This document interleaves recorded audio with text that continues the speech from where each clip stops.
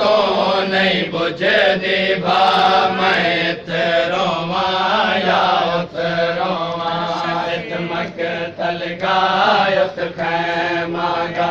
खड़ी अध विच आदी ज़हरा मैं इत रोवां या उत रोवां इत मक़तल गाय उत खैमा गा खड़ी अध विच आदी ज़हरा मैं इत रोवां या उत रोवां इत पुत्र दे पाक जनाज़े को मैं कफन पवावड़े आए हमें इत पुत्र दे पाक जनाज़े को मैं कफन पवावड़े आए हमें उठ धिया से वड़ा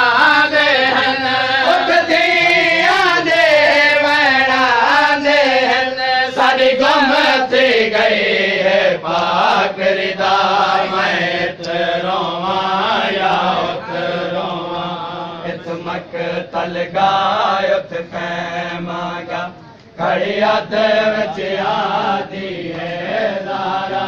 मैं इत रोवां या उत रोवां इत मक़तल गाय उत खैमा गा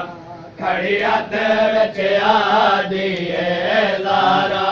मैं इत रोवां या उत रोवां इत पुत्र दा लाशा मक़तल विच वॾी झण झण मैं संभलेंदी हां इत पुत्र दा लाशा मक़तल विच वॾी झण झण मैं संभलेंदी हां उठ धिया तो ख़याम दे विच उठ धिया तो ख़याम दे विच संभलेंदे नहीं सजाद दसा मैं इत रोवां या उत रोवां इत मक़तल गाय उत खैमा गा खड़ी अध विच आदी ज़हरा मैं इत रोवां या उत रोवां इत मक़तल गाय उत खैमा गा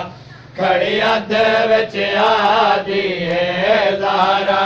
मैं इत रोवां या उत रोवां इत पुत्र दी मक़तल गाह दे विच बेअमान जनाज़े दिसदे न इत पुत्र दी मक़तल गाह दे विच बेअमान जनाज़े दिसदे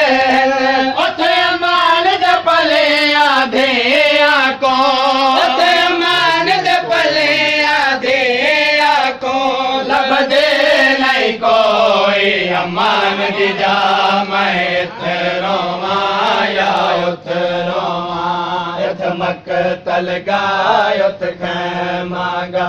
खड़ी अध विच आदी ज़हरा मैं इत रोवां या उत रोवां इत मक़तल गाय उत खैमा गा खड़ी अध विच आदी ज़हरा मैं इत रोवां या उत रोवां रफ़ीक बतौल दा वैण आया इत लुट खड़ी है उत लुट खड़ी है रफ़ीक बतौल दा वैण आया इत लुट खड़ी है उत लुट खड़ी है ए मक़तल है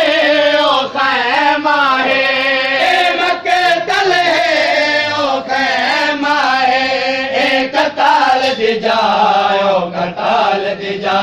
मैं इत रोवां या उत रोवां इत मक़तल गाय उत खैमा गा खड़ी अध विच